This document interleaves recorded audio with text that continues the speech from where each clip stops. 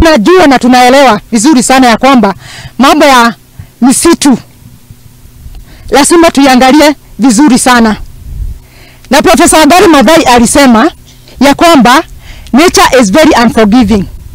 If you destroy the nature will destroy you. Vitu wananchi, tunataka tupande about 70,000 seedlings. 70,000 seedlings, hiyo itaenda a very long way. Si itasaidia sana. Na kupanda tu kwa miti, hiyo si mwisho.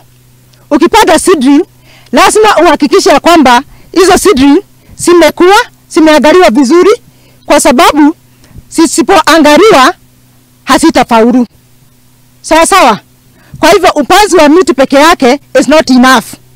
Lazima hizo miti tutapanda tuhakikishe ya kwamba zimeangaliwa vizuri, zimekuwa vizuri mpaka tumeachieve the 100% ya hizo seedlings. Kwa sababu ya teamwork ile tuko nayo, hii kazi ya upanzi wa miti haitafaulu kama sisi wote hatutashikana.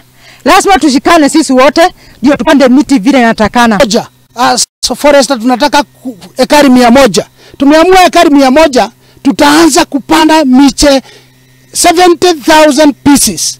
Na tumeamua jambo la kwanza, tutatumia hii mto. Hii mto Kifrench inasema ya kwamba kila wakati miche hapa kuanzia juu kwenda mpaka chini, ili hii mto isiwe wa kuisha tena. Kuna mito mingi iko hapa. Mito mingi. Sources of Osonyiro, the 5 counties. Kutoka hapa kwenda mpaka Somali. 5 counties.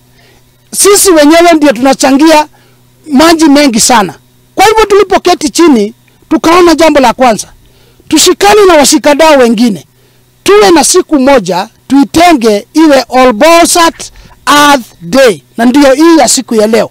Hii siku tumeitenga ili tuje sisi wote tujikumbushe ya kwamba kila mtu ana jukumu ya kuhifadhi mazingira, ni kwa sababu ya maisha yetu kila mmoja. Naona kuna miti imepandwa, nimeona mumefanya staking out, nimeona hata mashimo mumeweka vizuri sana.